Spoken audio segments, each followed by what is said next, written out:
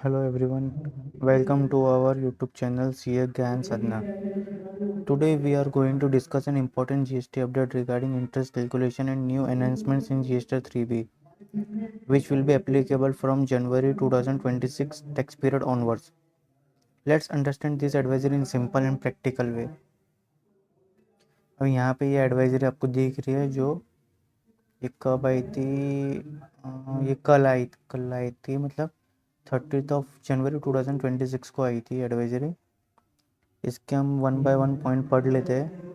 अब जैसा फर्स्ट वाला पॉइंट है आपका updated in interest computation for GST 3B from January 26 tax period onwards the interest calculation in table 5.1 of GST 3B on portal has been enhanced, providing the benefit of minimum cash balance available in electronic cash ledger of the taxpayers from the due date of return filing until the date of the payment set up in line with the proviso to rule 88B subsection 1 of the CGST rules 2017।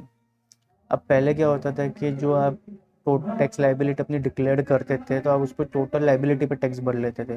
मतलब आपका output कोई liability आ रही था उस पर total tax भर लेते थे। अब रिवाइज कैलकुलेशन में क्या हुआ कि जो आपका मिनिमम कैश बैलेंस है इलेक्ट्रॉनिक कैश लेजर में, कैसे अगर आपको बैकग्राउंड में नॉइस आ रही है तो आप उसको इग्नोर कीजिए, मैं आपको समझाता हूँ, समझिए। जैसे आपकी नेट टैक्स लाइबिलिटी सपोज कीजिए कि यहाँ पे 100 रुपीज़ थी, नेट टैक्स लाइबिलिटी 100 रुपीज़ थी और मिनिमम कैश बैलेंस आपके इसमें from the due date till the date of debit. मतलब टैक्स लाइबिलिटी 100 रुपीज़ थी और कैश लेजर में आपके बैलेंस पड़ा था 1000 रुपये। आप समझ लीजिए कि फ्रॉम ड्यू डेट से लेके अभी तक का जिस दिन आप डेबिट कर रहे हो उस दिन तक आपका 1000 रुपये पड़ा था, तो इस केस में आपका इंटरेस्ट लाइबिलिटी ज़ीरो हो जाएगा। ये नेट टैक्स लाइबिलिटी से मिनिमम कैश बैलेंस हटा देता है from the due date of the date of debit into number of days divided by 365 days. मतलब कितने डेज का डिलेड है डिवाइडेड बाई इसको 365 कर लीजिए। एंड एप्लीकेबल इंटरेस्ट रेट तो आपको पता है 18% पर एनम का है सर। फिर एक पॉइंट है हमारा system computed interest in table 5.1, the interest auto populated on the basis of revised computational formula mention above. अभी रिवाइज कंप्यूटेशनल फार्मूला जो ऊपर दिया गया वही है। In table 5.1 of GST shall non editable and taxpayer would not allowed to amend the auto populate values downward. अब suppose कीजिए कि आपने पिछले मंथ का रिटर्न आपने लेट फाइल किया और तो उसका इंटरेस्ट आ रहा था आपके ऊपर। अब वो इंटरेस्ट आपका ऑटो पॉपुलेट होके आ ही जाएगा इसके अंदर। बट आपकी ऐसी कोई टैक्स लाइबिलिटी थी जिसपे आपने टैक्स अभी भरा और जिसपे आपको इंटरेस्ट भरना है, तो इंटरेस्ट अभी आपका ऐड होगा उसमें। तो मतलब आप जैसे आपका ऑटो पॉपुलेट फिगर होके आ रहा था 500 रुपये और आप उस पर और ऐड कर रहे हो 1000 रुपये इंटरेस्ट करंट पीरियड का, तो आप उसमें ऐड कर सकते हो। बट अगर आप ऐसे बोलोगे मेरा 500 रुपये जो ऑटो पॉपुलेट होके आ रहा था और जो उसको मैं अभी 400 रुपये कर दूँ तो आप नहीं कर पाओगे। मतलब ये क्या लिखा है कि would not be allowed amend the auto populated values downward. आप डाउनवर्ड नहीं कर सकते, आप उसको अपवर्ड में डाल सकते हैं। It may be noted that interest auto populate is only the minimum interest that is required to be paid by the tax payer. मतलब जो ऑटो पॉपुलेट फिगर है तो मिनिमम आपको भरना ही है। अगर उसके अलावा आपकी कोई और इंटरेस्ट लाइबिलिटी है जो आपको बाद में पता चले और पे करनी है तो आप उसके ऊपर आपको इंटरेस्ट भरना रहेगा। However the tax payer need to self assess their correct interest liability and amend the auto populate values upward if required. अब इसमें लिखा है कि ऑटो पॉपुलेट वैल्यूज अपवर्ड में जानी चाहिए रिक्वायर्ड रहेंगी। तो अगर आपको बैकग्राउंड में नॉइस आ रहा है तो इग्नोर कीजिए।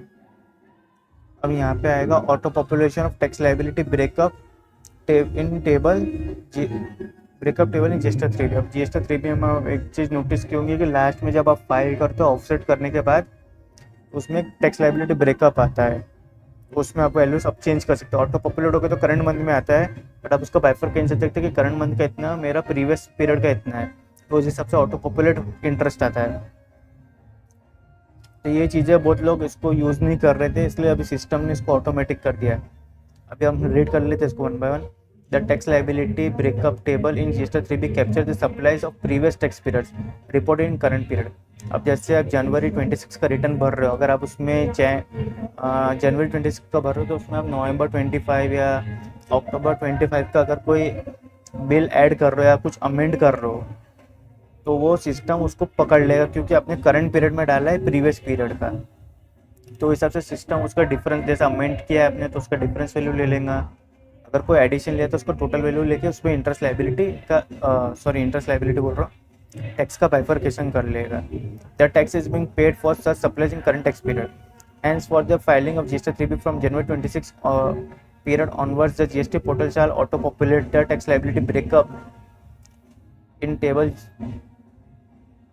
in GST 3B on the basis of date of documents related to supplies reported in GST R1, 1A and IFA pertaining to any previous period।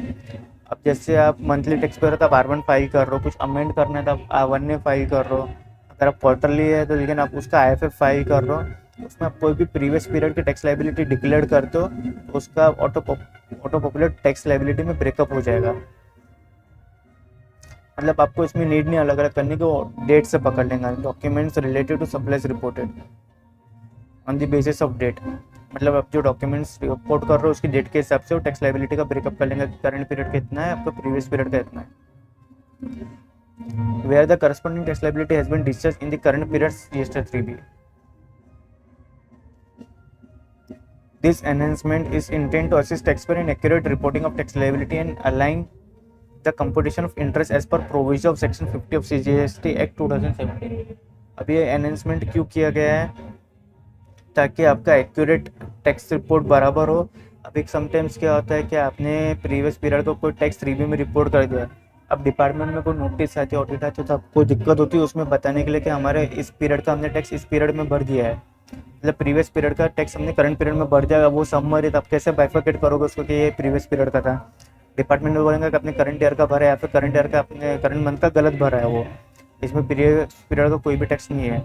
इसके लिए ये लाया गया है इसको, ताकि प्रॉपरली टैक्स लाइबिलिटी का रिपोर्ट हो वहाँ पे और उसके हिसाब से एप्लीकेबल इंटरेस्ट आपके सिस्टम में आ ही जाएगा। अब की फीचर्स देख लेते हैं। Auto populated values are suggestive in nature, tax payer में modify upwards this values based on their own requires and competition required. अब सबसे मेन चीज, अब सबसे बेनिफिशियल पॉइंट आया है updated in table 6.1 suggestive cross utilisation of ITC। अब आपने R1 3B में अपना सेल्स रिपोर्ट कर लेते हो और परचेस रिकॉर्ड कर लेते हो। अब आपने रिपोर्ट कर लिया उसको, अब आप जब यूटिलाइजेशन करने जाओगे तो पहले क्या होता है कि IGST का IGST से यूटिलाइज करेगा, फिर IGST का C से करेगा, देन S से करेगा। इट मीन्स कि क्या होगा कि IGST की लाइबिलिटी IGST से सेटअप हो गई, फिर CGST से हो गई, बची हुई जो ऐसे वो तो हमारा पड़ा रहेगा इसमें। तो अभी तक क्या हो रहा था कि हमारी IGST में ITC पड़ी रह जा रही थी जो कभी यूज़ नहीं हो पा रही थी। अब सिस्टम ने क्या करा कि आप पहले IGST का तो IGST से सेट कर लेगा, आफ्टर डेट वो पहले आप C में से करता था, अभी आपको वो ऑप्शन देगा कि आपको CGST में से करना है कि IGST में से करना है। और ये आपके पास ऑप्शन है, using available CGST and IGST ITC in any sequence. आप कोई भी सीक्वेंस में कर सकते हो। अगर आप करंट अभी से लेके जब तक आपका IGST और CGST इक्वल नहीं हो जाता तब तक आप IGST से यूज़ कर सकते हैं अगर आपका IGST में पड़ा है। मोस्टली सबके केसेस में IGST में बैलेंस पड़ा रहेगा क्योंकि CGST तो पहले यूटिलाइज हो जाता है। तो अब जब जनवरी 26 का जब आप 3B भरोगे और उसके आगे के मतलब ध्यान रखना है कि आप ये सीक्वेंस कोई भी सीक्वेंस में भर सकते हो क्योंकि सिस्टम ही ऑटो पॉपुलेट होकर उसमें CGST से यूटिलाइज कर लेंगे, तो आपको चेंज करके उसको IGST में करना है, तो इस बात का ध्यान रखिएगा। अब collection of interest in GST 10 for delayed filing of latest applicable GST 3B।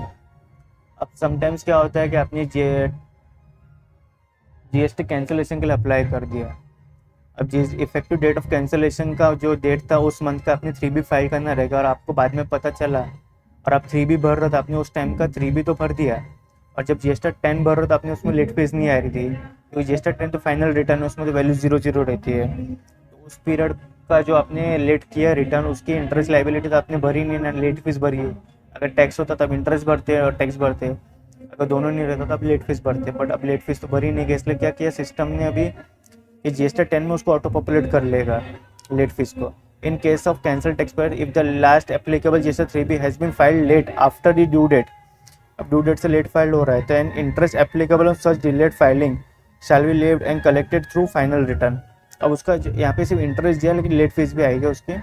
तो इंटरेस्ट एप्लीकेबल अगर कोई रहता है टैक्स के ऊपर या लेट फीस रहती है तो वो ऑटो पॉपुलेट होकर GST 10 में जो वहाँ से आपसे कलेक्ट कर ली जाएगी। अभी जब से आप 3B भरोगे तब ये चीज़ का पॉइंट्स मेन क्या ध्यान रखना है आपको, कि क्रॉस यूटिलाइजेशन का ध्यान रखना है। बाकी सब तो देखिए मैं ऑटोमेटिक सिस्टम से होगी चीज़ें, तो आप उसमें कुछ कर नहीं सकते हो। इससे आप इतना ध्यान रखना कि इंटरेस्ट आप डाउनवर्ड में नहीं भर सकते, आपको अपवर्ड में भरना रहेगा। आप उसको डाउनवर्ड नहीं कर सकते, आप कम नहीं कर सकते, आप ज़्यादा कर देख, तो जितना आ रहा है उतना, नहीं तो उससे ज़्यादा। इस चीज़ का ध्यान रख लेने का आप। अब इसमें इंपॉर्टेंट पॉइंट है, auto popular values are only suggestive in nature, taxpayer must verify their records and ensure correct compliance as per GST law. This update is very important for taxpayers and professionals because it ensures best accuracy and transparency in GST compliance. I hope this video helped you understand the latest advisory clearly. If you found this video helpful, please like, share and subscribe to CA Gyan Sadhana. Thank you for watching. See you in the next video and keep support.